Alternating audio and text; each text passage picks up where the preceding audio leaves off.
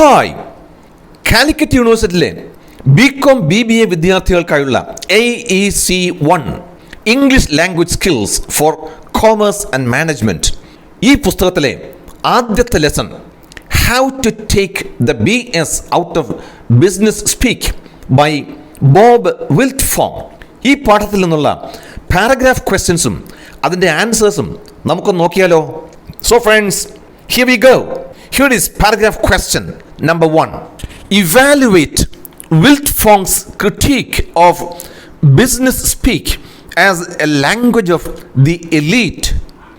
How does his argument reflect broader issues of power and exclusion in the business world? അതായത് ഈ business speak എന്ന പ്രത്യേക തരത്തിലുള്ള ഭാഷയെ നമ്മുടെ ബിസിനസ് ലോകത്തെ വരേണ്യവർഗത്തിൻ്റെ ഭാഷയായി അവതരിപ്പിച്ചുകൊണ്ടുള്ള വിൽറ്റ്ഫോങ്ങിൻ്റെ വിമർശനാത്മകമായ പ്രസംഗത്തെ ഒന്ന് വിലയിരുത്താമോ? ഈ ബിസിനസ് ലോകത്ത് നിലനിൽക്കുന്ന മറ്റു പ്രധാന പ്രശ്നങ്ങളായ അധികാരം, അകറ്റി നിർത്തൽ തുടങ്ങിയ ഉച്ചനീചത്വങ്ങളെ തൻ്റെ പ്രസംഗത്തിലൂടെ അദ്ദേഹം എങ്ങനെയാണ് വെളിപ്പെടുത്തുന്നത്? ഇതാണ് ചോദ്യം. Friends, here is the answer. Bob Wiltfong critiques business speak as a language that perpetuates elitism. വരേണ്യ സംസ്കാരം പ്രോത്സാഹിപ്പിക്കുന്ന ഒരു ഭാഷയായിട്ടാണ് ഈ ബിസിനസ് സ്പീക്കിനെ നമ്മുടെ ബോബ് വിൽറ്റ്ഫോങ് വിലയിരുത്തുന്നത്. It obscures meaning and creates barriers to understanding. അർത്ഥത്തെ അവ്യക്തമാക്കുകയും സുവ്യക്തമായ ആശയവിനിമയത്തിന് തടസ്സം സൃഷ്ടിക്കുകയും ചെയ്യുന്നു ഈ ബിസിനസ് സ്പീക്ക് എന്ന് പറയുന്ന സംഗതി. ജാഗൺ ഏലിയനേറ്റ്സ് എംപ്ലോയീസ് ആൻഡ് ക്ലയൻസ്. തൊഴിലാളികളെയും കക്ഷികളെയും തമ്മിൽ അടുപ്പിക്കുന്നതിന് പകരം അകറ്റി നിർത്തുന്നു ജാഗൺ എന്ന് പറയുന്ന പ്രത്യേക തരത്തിലുള്ള ഈ ഭാഷ. It fosters an environment where only the privileged can navigate corporate communication. ഉയർന്ന വരേണ്യവർഗത്തിന് മാത്രമേ ഈ ബിസിനസ് ലോകത്ത് ആശയവിനിമയം നടത്താൻ കഴിയൂ എന്ന ഒരു അവസ്ഥ സൃഷ്ടിക്കുന്നു ഈ business speak. This critique highlights broader issues of power and exclusion in the business world. വിൽറ്റ്ഫോങ്ങിൻ്റെ ഈ പ്രസംഗം അധികാരം, ഉച്ചനീചത്വങ്ങൾ തുടങ്ങി ബിസിനസ് ലോകത്ത് നിലനിൽക്കുന്ന മറ്റു പ്രശ്നങ്ങളെയും ചൂണ്ടിക്കാണിക്കുന്നുണ്ട്. Those who dominate language also control discourse and decision making. ഭാഷയുടെ മേൽ മേൽക്കോയ്മയുള്ള ആളുകളാണ് തീരുമാനമെടുക്കൽ, വ്യവഹാരം, സംവാദം തുടങ്ങിയ സംഗതികളെയും നിയന്ത്രിക്കുന്നത്. Wiltfong calls for inclusivity through clarity and authenticity. വ്യക്തത, ആധികാരികത തുടങ്ങിയ കാര്യങ്ങളിലൂടെ എല്ലാറ്റിനെയും ഉൾക്കൊള്ളുന്ന ഒരു സംസ്കാരം ഉണ്ടാവണം എന്ന് വിൽറ്റ്ഫോങ് പറയുന്നു. He also suggest that accessible communication can democratise business interactions. ഇപ്രകാരം എല്ലാവർക്കും സുഖമായി കൈകാര്യം ചെയ്യുന്ന ആശയവിനിമയ രീതിയിലൂടെ മാത്രമേ ബിസിനസ് ഇടപാടുകളെ ജനാധിപത്യവൽക്കരിക്കാൻ കഴിയുകയുള്ളൂ എന്നും അദ്ദേഹം പറയുന്നു.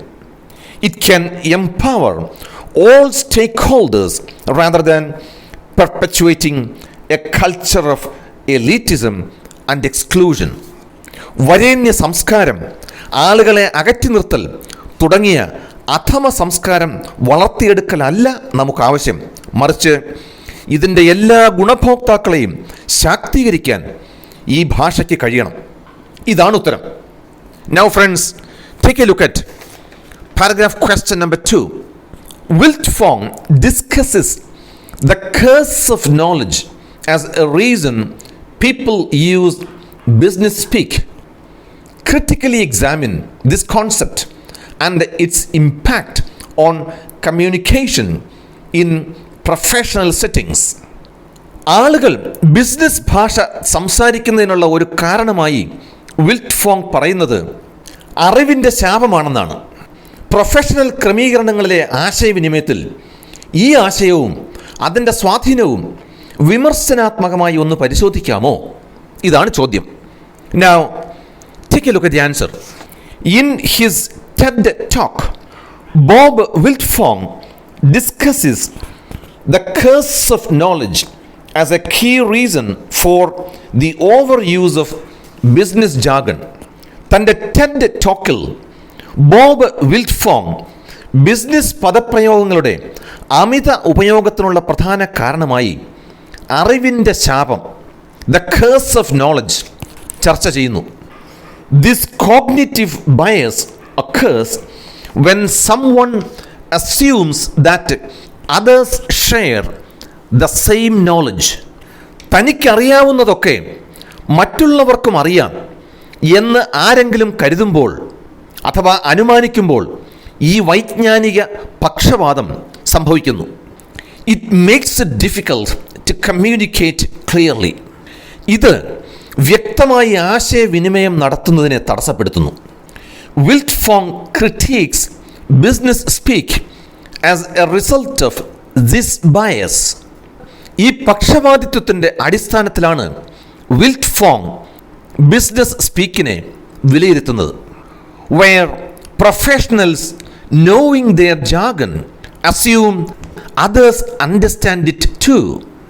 അവിടെ പ്രൊഫഷണലുകൾ അവരുടെ പദപ്രയോഗങ്ങൾ മറ്റുള്ളവർക്കും മനസ്സിലാകുമെന്ന് കരുതുന്നു.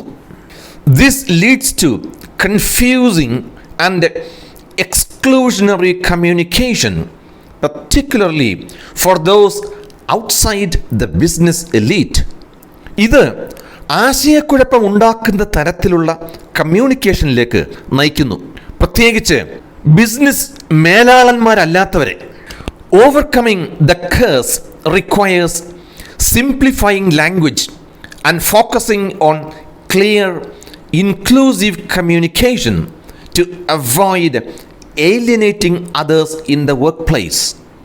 ഈ ശാപത്തെ മറികടക്കാൻ ഭാഷ ലളിതമാക്കുകയും ജോലിസ്ഥലത്ത് മറ്റുള്ളവരെ അകറ്റുന്നത് ഒഴിവാക്കാൻ വ്യക്തവും മറ്റുള്ളവരെ കൂടി ഉൾക്കൊള്ളുന്നതുമായ കമ്മ്യൂണിക്കേഷനിൽ ശ്രദ്ധ കേന്ദ്രീകരിക്കേണ്ടതുണ്ട്. ഇതാണ് ഉത്തരം. Now friends, take a look at paragraph question number 3. In the context of global business environments, companies often face challenges due to cultural variations in business communication, including the use of culturally specific phrases or jargon. Consider a multinational corporation that operates in diverse regions where employees from various cultural backgrounds frequently interact. Write a paragraph proposing practical strategies that this corporation can implement to minimize miscommunication arising from these cultural variations. ആഗോള business പരിതസ്ഥിതികളുടെ പശ്ചാത്തലത്തിൽ സാംസ്കാരികമായി പ്രത്യേക തരത്തിലുള്ള ശൈലികൾ അല്ലെങ്കിൽ പദപ്രയോഗങ്ങൾ ഉൾപ്പെടെയുള്ള business കമ്മ്യൂണിക്കേഷനിലെ സാംസ്കാരിക വ്യതിയാനങ്ങൾ കാരണം കമ്പനികൾ പലപ്പോഴും വെല്ലുവിളികൾ നേരിടുന്നു. വിവിധ സാംസ്കാരിക പശ്ചാത്തലത്തിൽ നിന്നുള്ള ജീവനക്കാർ ഇടയ്ക്കിടെ ഇടപഴകുന്ന വൈവിധ്യമാർന്ന പ്രദേശങ്ങളിൽ പ്രവർത്തിക്കുന്ന ഒരു ബഹുരാഷ്ട്ര കോർപ്പറേഷൻ ഉണ്ടെന്ന് കരുതുക. ഈ സാംസ്കാരിക വ്യതിയാനങ്ങളിൽ നിന്നുണ്ടാകുന്ന തെറ്റായ കമ്മ്യൂണിക്കേഷൻ കുറയ്ക്കുന്നതിന് ഈ കോർപ്പറേഷന് നടപ്പിലാക്കാൻ കഴിയുന്ന പ്രായോഗികമായ ചില തന്ത്രങ്ങൾ, ചില കാര്യങ്ങൾ നിർദ്ദേശിച്ചുകൊണ്ട് ഒരു പാരഗ്രാഫ്, ഒരു ഖണ്ഡിക തയ്യാറാക്കുക. ഇതാണ് ചോദ്യം. Now friends, here is the answer.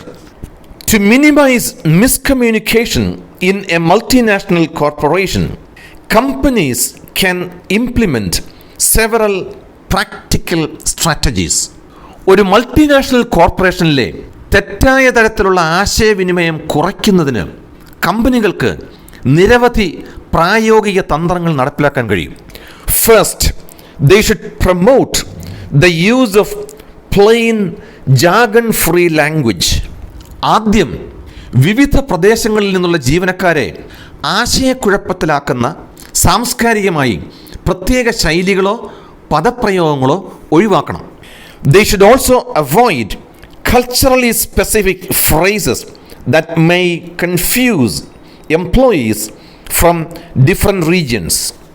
വ്യക്തവും കടുകട്ടി പദപ്രയോഗങ്ങളില്ലാത്ത ഭാഷയുടെ ഉപയോഗം അവർ പ്രോത്സാഹിപ്പിക്കണം. They should offer intercultural communication training. വിവിധ സംസ്കാരങ്ങൾക്കിടയിലുള്ള ആശയവിനിമയം ഇതിൽ പരിശീലനം നൽകണം. In this way, they can raise awareness about diverse communication styles and expectations. അത് വൈവിധ്യമാർന്ന ആശയവിനിമയ ശൈലികളെക്കുറിച്ചും പ്രതീക്ഷകളെക്കുറിച്ചും അവബോധം വളർത്തും. Additionally, companies should create a shared company-wide glossary of common business terms with clear neutral definitions. കൂടാതെ വ്യക്തവും നിഷ്പക്ഷവുമായ നിർവചനങ്ങളുള്ള പൊതുവായ ബിസിനസ് പദങ്ങളുടെ കമ്പനിയിൽ എല്ലാവർക്കും ലഭിക്കുന്ന തരത്തിലുള്ള ഒരു പദശേഖരം, അതായത് ഗ്ലോസറി, അതും ഉണ്ടാക്കണം. It can help standardise language. അത് ഭാഷയെ സ്റ്റാൻഡർഡൈസ് ചെയ്യാൻ വളരെ വളരെ സഹായിക്കും. They should encourage regular feedback sessions for employees to discuss communication challenges and suggest improvements. ആശയവിനിമയ വെല്ലുവിളികൾ ചർച്ച ചെയ്യാനും മെച്ചപ്പെടുത്തലുകൾ നിർദ്ദേശിക്കാനും കഴിയുന്ന പതിവ് ഫീഡ്ബാക്ക് സെഷനുകൾ പ്രോത്സാഹിപ്പിക്കണം. This will also enhance understanding. ഇത് കൂടുതൽ ധാരണ വർദ്ധിപ്പിക്കും. Finally, integrating translation tools and multilingual support can bridge language gaps in global teams. അവസാനമായി വിവർത്തന ഉപകരണങ്ങളും വിവിധ ഭാഷകളുടെ സപ്പോർട്ടും സമന്വയിപ്പിക്കുന്നത് ആഗോള ടീമുകളിലെ ഭാഷാ വിടവുകൾ നികത്താൻ സഹായിക്കും. ഇതാണ് ഉത്തരം. Well, friends, take a look at paragraph question number 4. Comment on Wiltfong's argument that business speak can hinder effective communication across cultural and linguistic boundaries. സാംസ്കാരികവും ഭാഷാപരവുമായ അതിരുകളിലുടനീളം ഫലപ്രദമായ ആശയവിനിമയത്തിന് ബിസിനസ് ഭാഷ തടസ്സമാകുമെന്ന വിൽറ്റ്ഫോങ്ങിൻ്റെ വാദത്തെക്കുറിച്ച് ഒന്ന് അഭിപ്രായം പറയാമോ? ഇതാണ് ചോദ്യം. Now here is the answer. Bob Wiltfong argues that business speak is filled with jargon and acronyms. പ്രത്യേക പദപ്രയോഗങ്ങളും ചുരുക്കെഴുത്തുകളും നിറഞ്ഞതാണ് business speak. It often hinders effective communication, especially across cultural and linguistic boundaries. പ്രത്യേകിച്ച് സാംസ്കാരികവും ഭാഷാപരവുമായ അതിരുകളിലുടനീളം ഫലപ്രദമായ ആശയവിനിമയത്തിന് ഇത് തടസ്സമാകുമെന്ന് ബോബ് വിൽറ്റ്ഫോങ് വാദിക്കുന്നു. He notes that this specialized language can confuse employees who are not familiar with such terms.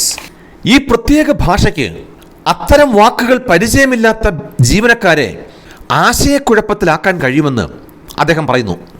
It also creates barriers in understanding and collaboration. കാര്യങ്ങൾ മനസ്സിലാക്കുന്നതിനും collaboration, അതായത് കമ്പനികൾ തമ്മിലുള്ള സഹകരണത്തിനും ഇത് തടസ്സം സൃഷ്ടിക്കും. This is particularly problematic in global business environments where cultural nuances already complicate communication. ആഗോള ബിസിനസ് പരിതസ്ഥിതികളിൽ ഇത് പ്രത്യേകിച്ചും പ്രശ്നകരമാണ്. കാരണം സാംസ്കാരികമായി സൂക്ഷ്മതലത്തിലുള്ള അർത്ഥങ്ങൾ ആശയവിനിമയത്തെ സങ്കീർണമാക്കും. Wiltfong emphasizes the need for simpler, clearer language to ensure inclusivity and reduce miscommunication. പരസ്പര ധാരണ വളർത്തിയെടുക്കുന്നതിലൂടെ വൈവിധ്യമാർന്ന ടീമുകളെ കൂടുതൽ യോജിച്ച് പ്രവർത്തരാക്കാൻ പ്രാപ്തരാക്കും. It enables diverse teams to work more cohesively by fostering mutual understanding. വ്യത്യസ്ത ആളുകളെ ഉൾക്കൊള്ളുന്നത് ഉറപ്പാക്കുന്നതിനും തെറ്റായ ആശയവിനിമയം കുറയ്ക്കുന്നതിനും ലളിതവും വ്യക്തവുമായ ഭാഷയുടെ ആവശ്യകത വിൽറ്റ്ഫോങ് ഊന്നിപ്പറയുന്നു. ഇതാണ് ഉത്തരം. Now friends, take a look at the last paragraph question. Here is the question. In a recent presentation, a speaker used several baseball-related phrases to illustrate key points. അടുത്ത കാലത്ത് നടന്ന ഒരു പ്രസന്റേഷനിൽ പ്രധാന പോയിന്റുകൾ ചിത്രീകരിക്കാൻ ഒരു സ്പീക്കർ ബേസ്ബോളുമായി ബന്ധപ്പെട്ട നിരവധി ഭാഷാ ശൈലികളും ഭാഷാ പ്രയോഗങ്ങളും ഉപയോഗിച്ചു. Imagine you are working on a global team with members from various cultural backgrounds, and some of these team members are unfamiliar with American baseball terminology. വിവിധ സാംസ്കാരിക പശ്ചാത്തലങ്ങളിൽ നിന്നുള്ള അംഗങ്ങളുള്ള ഒരു ആഗോള ടീമിൽ നിങ്ങൾ പ്രവർത്തിക്കുന്നുണ്ടെന്ന് സങ്കല്പിക്കുക. ഈ ടീം അംഗങ്ങളിൽ ചിലർക്ക് അമേരിക്കൻ ബേസ്ബോൾ ടെർമിനോളജി അത്ര പരിചയമില്ലെന്നും കരുതുക. Write a paragraph analysing how specific baseball phrases introduced by the speaker might be misunderstood by individuals who are not familiar with the sport. Speaker അവതരിപ്പിക്കുന്ന ചില ബേസ്ബോൾ ഭാഷാ ശൈലികൾ ഈ ബേസ്ബോളിൽ വേണ്ടത്ര പരിചയമില്ലാത്ത വ്യക്തികൾ എങ്ങനെ തെറ്റിദ്ധരിച്ചേക്കാമെന്ന് വിശകലനം ചെയ്ത് ഒരു പാരഗ്രാഫ് തയ്യാറാക്കാമോ? ഇതാണ് ചോദ്യം. Now friends, take a look at the answer. Baseball phrases like hit it out of the park, touch base or strike out can confuse global team members unfamiliar with the sports terminology. Baseball വാക്യങ്ങൾ, അതായത് hit it out of the park, touch base അല്ലെങ്കിൽ strike out എന്നിവ ഈ baseball കായിക പദങ്ങൾ പരിചയമില്ലാത്ത ആഗോള team അംഗങ്ങളെ ആശയക്കുഴപ്പത്തിലാക്കും. For example, hit it out of the park meaning to achieve great success may be taken literally by those unaware of its idiomatic use. ഉദാഹരണത്തിന് hit it out of the park എന്ന് പറഞ്ഞാൽ മഹത്തായ വിജയം കൈവരിക്കുക എന്നർത്ഥം. അതിൻ്റെ ഭാഷാപരമായ ഉപയോഗത്തെക്കുറിച്ച് അറിയാത്തവർ അത് അക്ഷരാർത്ഥത്തിൽ എടുത്തേക്കാം.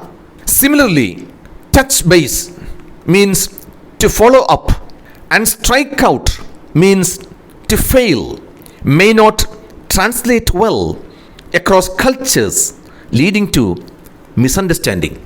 അതുപോലെ തന്നെ ടച്ച് ബേസ്, അതായത് ഫോളോ അപ്പ് ചെയ്യാൻ, സ്ട്രൈക്ക് ഔട്ട് എന്ന് പറഞ്ഞാൽ പരാജയപ്പെടുന്നു എന്നിവ വ്യത്യസ്ത സംസ്കാരങ്ങളിൽ നിന്നുള്ളവർക്ക് ശരിയായി മനസ്സിലാവില്ല.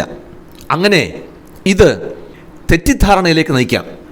Using such culturally specific idioms can alienate non-native speakers. സാംസ്കാരികമായി പ്രത്യേക തരത്തിലുള്ള ഇത്തരം ഭാഷാപ്രയോഗങ്ങൾ ഉപയോഗിക്കുന്നതിലൂടെ പ്രാദേശിക ഭാഷ സംസാരിക്കാത്തവർ അകന്നുപോകും.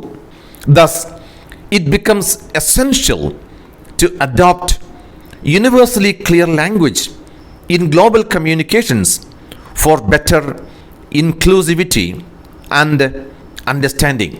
അങ്ങനെ കൂടുതൽ ആളുകളെ ഉൾക്കൊള്ളാനും അവർക്ക് എളുപ്പത്തിൽ കാര്യങ്ങൾ മനസ്സിലാക്കാനും വേണ്ടി ആശയവിനിമയങ്ങളിൽ സാർവത്രികമായി വ്യക്തമായ ഭാഷ സ്വീകരിക്കേണ്ടത് അത്യാവശ്യമായി വരുന്നു. ഇതാണ് ഉത്തരം. Well friends, thank you for watching. See you again with another video. Until then, bye bye.